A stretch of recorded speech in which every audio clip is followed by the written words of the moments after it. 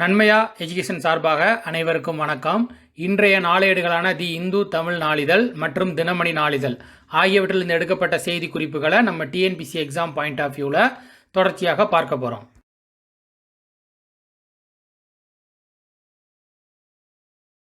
முதலாவதாக ஜெட் வாரம் அப்படிங்கிறத பற்றி தான் பார்க்க போகிறோம். அது என்ன அப்படின்னு பார்த்தீங்கன்னா, ஆண்டுதோறும் நவம்பர் மாதம் கடைசி வாரத்தை ஜெட் வாரமாக, அதாவது எதற்காக அப்படின்னு பார்த்தீங்கன்னா, இரைப்பை மற்றும் உணவு குழாயில் உணவு எதிரெடுத்தல் நோய் அப்படிங்கிறது, அது ஆங்கிலத்தில் எப்படி சொல்கிறாங்க அப்படின்னு பார்த்தீங்கன்னா கேஸ்ட்ரோ எசோஃபாஜில் ரீஃப்ளெக்ஸ் டிசீஸ் அப்படின்னு பற்றி சொல்கிறாங்க. இதை பற்றியும் அதன் விளைவுகள் பற்றி விழிப்புணர்வு உண்டாக்கும் வாரமாக தான் இந்த வாரத்தை அனுசரிச்சுக்கிட்டு இருக்காங்க. தேசிய செய்திகளில் பார்த்தீங்கன்னா கடல்சார் பாதுகாப்பு கூட்டம் நடைபெற இருக்குது. அது குறித்து தான் பார்க்க போகிறோம். இது என்ன அப்படின்னு பார்த்தீங்கன்னா, இந்தியா, இலங்கை, மாலத்தீவுகள் அந்த 3 நாடுகள் பங்கேற்கக்கூடிய கடல்சார் பாதுகாப்பு கூட்டம் இலங்கையில் நடைபெற இருக்குது. இதில் இந்தியா சார்பில் தேசிய பாதுகாப்பு ஆலோசகர் அஜித் தோவல் அதில் கலந்து கொள்ள இலங்கைக்கு செல்கிறாரு. இதற்கு முன்னதாக பார்த்தீங்கன்னா இந்த கூட்டம் எப்போ நடந்திருக்கு அப்படின்னு பார்த்தீங்கன்னா 2014ஆம் ஆண்டு தில்லியில் நடைபெற்றிருக்குது. 6 ஆண்டுகளுக்கு பிறகு இப்போது இலங்கையில் இந்த கூட்டம் கடல்சார் பாதுகாப்பு கூட்டம் நடைபெற இருக்குது. இதில் யார் கலந்துக்கிட்டாங்க அப்படின்னு பார்த்தீங்கன்னா, இலங்கை சார்பில் பாதுகாப்புத்துறை செயலரும் ஓய்வு பெற்ற மேஜர் ஜெனரலுமான கமல் குணரத்ன அப்படிங்கிறவங்க பங்கேற்கிறாங்க.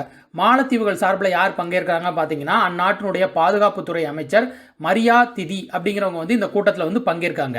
மேலும் பார்த்தீங்கன்னா வங்கதேசம், மொரிஷியஸ், செஷல்ஸ் ஆகிய நாடுகளின் பிரதிநிதிகளும் இந்த கூட்டத்தில் பார்வையாளர்களாக கலந்து கொள்கிறாங்க. இது எதற்காக இந்த மாநாடு நடத்துகிறாங்க அப்படின்னு பார்த்தீங்கன்னா, இந்த கூட்டத்தில் கடல்சார் பாதுகாப்பு மட்டுமல்லாது கடல் மாசுபடுவதை தடுப்பது, கடல்சார் தகவல் பரிமாற்றம், கடல் வழியாக ஆயுதம், போதைப் பொருள் மற்றும் ஆழ்கடத்தலை தடுப்பது உள்ளிட்டவை குறித்து விவாதிப்பதற்காக தான் இந்த கூட்டம் நடைபெற இருப்பதாக தெரிவிச்சிருக்காங்க.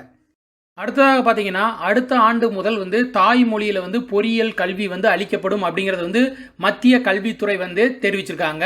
அதாவது நேற்று தெரிவிச்சிருக்காங்க 26/11/2020 அன்று.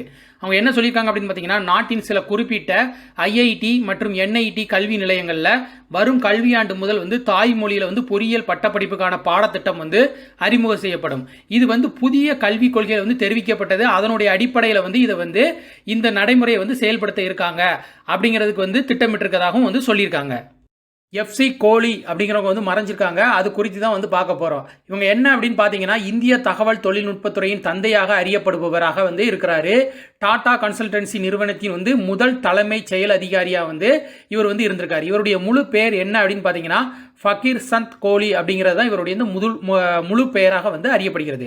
இவர் நேற்று, அதாவது 26/11/2020 அன்று மறைஞ்சிருக்காங்க. இவர் எங்கே பிறந்திருந்தார் அப்படின்னு பார்த்தீங்கன்னா, தற்போது பாகிஸ்தானில் இருக்கக்கூடிய பெஷாவர் நகரில் 1924ஆம் ஆண்டு பிறந்திருக்காங்க.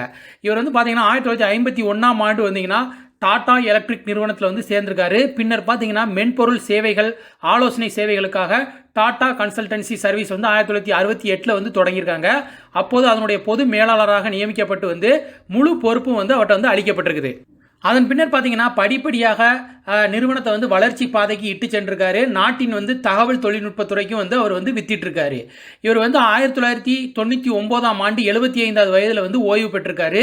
இவர் பார்த்தீங்கன்னா அமெரிக்காவோட ஐபிஎம் நிறுவனத்துடன் கடந்த 1991ஆம் ஆண்டு அவர் ஒப்பந்தம் மேற்கொண்டதன் மூலம் பார்த்தீங்கன்னா இந்தியாவில் கணினி வன்பொருள் உற்பத்திக்கும் இவர் வித்திட்டு இருக்காரு அப்படிங்கிறது இவருடைய சிறப்பு அம்சமாக இருக்குது. அடுத்ததாக பார்த்தீங்கன்னா டிரான்ஸ்பரன்சி இன்டர்நேஷனல் அப்படிங்கிற அமைப்பு ஒரு ஆய்வு நடத்தியிருக்காங்க. அது என்ன ஆய்வு அப்படின்னு பார்த்தீங்கன்னா, ஆசியாவில் லஞ்சம் அதிகமாக காணப்படும் நாடுகள் எவை அப்படிங்கிறத குறித்து தான் அந்த ஆய்வு நடத்தியிருக்காங்க. இந்த ஆய்வில் அவங்க என்ன சொல்றாங்க அப்படின்னு பார்த்தீங்கன்னா, ஆசியாவில் அரசின் சேவைகளை பெறுவதற்கு லஞ்சம் கொடுப்பது அதிகமாக காணப்படும் நாடுகளில் இந்தியா 39% முதலிடத்தில் இருப்பதாக தெரிவிச்சிருக்காங்க.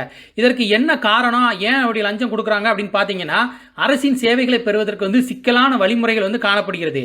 மேலும் பார்த்தீங்கன்னா சேவைகளை பெறுவதில் ஏற்படக்கூடிய தாமதமும், பல்வேறு கட்டுப்பாடுகள் இதற்காக விதிக்கப்படுவதும், போதிய கண்காணிப்பு இல்லாததும் ஆகியவற்றை காரணமாக கொண்டு தான் இதில் இந்தியா அதிக அளவில் லஞ்சத்தில் முதலிடத்தில் இருப்பதாக தெரிவிச்சிருக்காங்க. இந்தியாவை தொடர்ந்து எந்த நாடுலாம் இருக்குன்னு பார்த்தீங்கன்னா கம்போடியா, இந்தோனேஷியா ஆகியவை இருக்குது.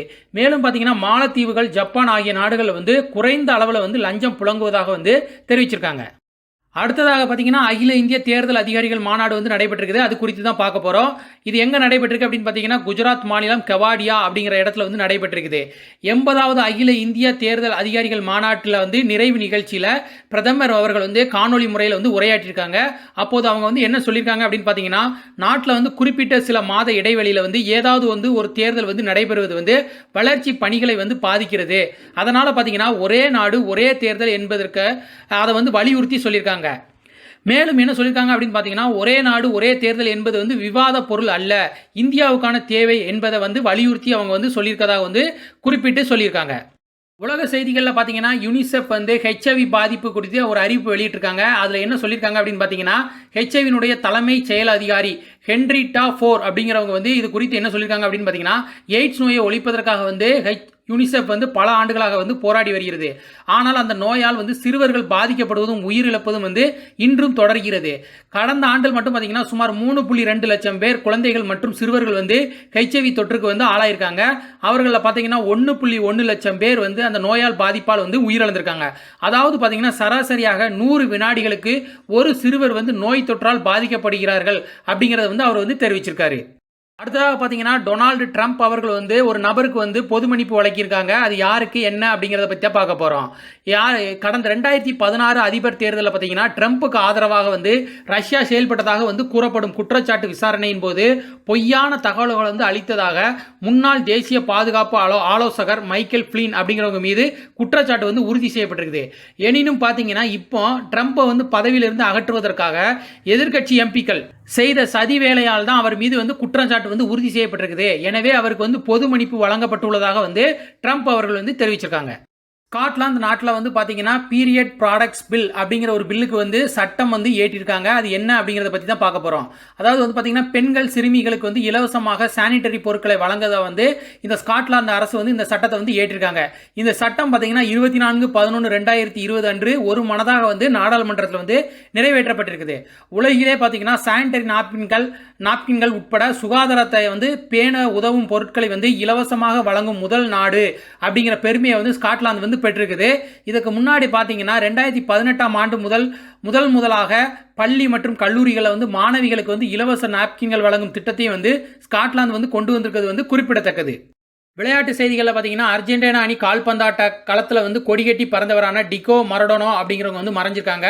இவர் பார்த்தீங்கன்னா 2000ஆம் ஆண்டில் வந்து நூற்றாண்டின் கால்பந்து வீரராக ஃபிஃபாவால் வந்து அங்கீகரிக்கப்பட்டவர். இவரது மறைவை தொடர்ந்து பார்த்தீங்கன்னா அர்ஜென்டினாவில் 3 நாள் துக்கம் வந்து அனுசரிக்கப்படும் அப்படிங்கிறத வந்து அந்நாட்டு அதிபர் அல்ஃபர்டோ பெர்னாண்டஸ் அப்படிங்கிறவங்க வந்து அறிவிச்சிருக்காங்க. இதை ஒட்டி பார்த்தீங்கன்னா கேரளத்தில் அவருக்கு ஏராளமான ரசிகர்கள் இருப்பதால் வந்து 2 நாள் துக்கம் வந்து அனுசரிக்கப்படும் அப்படிங்கிறத வந்து கேரளாவில் வந்து அறிவிச்சிருக்காங்க.